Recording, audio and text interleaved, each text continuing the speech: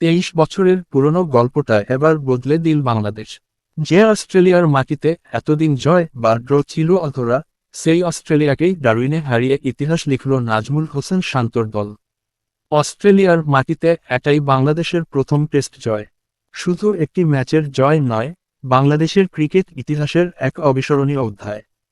পুরো ক্রিকেট বিশ্বের জন্য বাংলাদেশের পরিষ্কার এবং শক্তিশালী একটা বার্তা। ম্যাচের তৃতীয় দিনেই জয়ের দিকটা শক্ত করে ফেলেছিল বাংলাদেশ। চতুর্থ দিন লাঞ্চের পর শুধু শেষ পেরেকটা ঢোকার অপেক্ষা। শেষ পর্যন্ত অস্ট্রেলিয়াকে দ্বিতীয় ইনিংসে 284 রানে অল আউট করে জয়ের জন্য বাংলাদেশের সামনে দাঁড়ায় মাত্র 57 রানের লক্ষ্য। ছোট্ট সেই পথ পেরোতে অবশ্য শুরুতেই ধাক্কা খায় বাংলাদেশ। প্রথম ইনিংসের সেঞ্চুরিয়ান তানজিদ হাসান তামিম ফিরেছেন 0 রানে।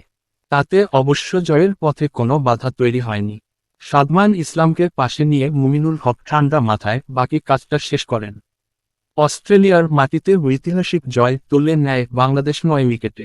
মুমিনুলের ব্যাটে জয়সূচক রান আসার সঙ্গে সঙ্গে ডাগআউট পুরো বাংলাদেশ দল আনন্দ উদযাপনে আত্মহারা।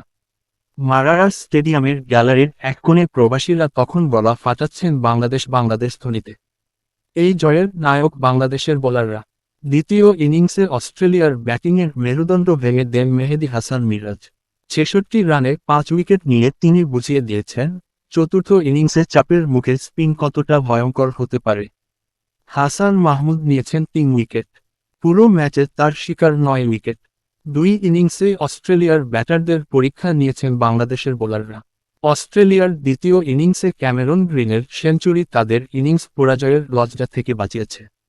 কিন্তু বাংলাদেশকে চ্যালেঞ্জ জানানোর মতো বড় পুঁজি এনে দিতে পারেনি। 284 রানেই থেমে যায় অস্ট্রেলিয়ার লড়াই। সিরিজ শুরুর আগে অস্ট্রেলিয়ায় ছিল পরিষ্কার ফেভারিট। টেস্ট র্যাঙ্কিংয়ের 1 নম্বর দল তারা। বাংলাদেশ সেখানে 9 নম্বরে। র্যাঙ্কিংয়ের সেই বিশাল ব্যবধানকে মাঠে মুছে দিল শান্তর দল। ডারউইনের 4 দিনে বারবার মনে হয়েছে র্যাঙ্কিং নয়, ক্রিকেটটা খেলছে বাংলাদেশি।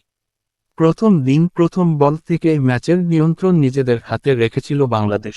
ব্যাটে বলে ফিল্ডিংয়ে অস্ট্রেলিয়াকে এক মুহূর্তের জন্য স্বস্তি দেয়নি তারা। অথচ সিরিজ শুরুর আগে শান্ত বলেছিলেন ম্যাচটাকে পঞ্চম ও শেষ দিন পর্যন্ত নিয়ে যেতে চান। বাস্তবতা ছিল একেবারে ভিন্ন। অস্ট্রেলিয়ায় পঞ্চম দিনে যেতে পারল না। 23 বছর পর অস্ট্রেলিয়ার মাটিতে টেস্ট ক্রিকেটে ফিরেছিল বাংলাদেশ। সেই ফেরা যে ইতিহাস হয়ে যাবে হয়তো কেউ ভাবেনি। কিন্তু ডারউইনে বাংলাদেশ শুধু একটি টেস্ট জেতেনি, তারা বদলে দিয়েছে নিজেদের গল্প। এবার সেই গল্পে লেখা থাকবে অস্ট্রেলিয়ার মাটিতেও বাংলাদেশ পারে। 2 ম্যাচের সিরিজে বাংলাদেশ এখন এগিয়ে 1-0 ব্যবধানে। সামনে আরও একটি টেস্ট।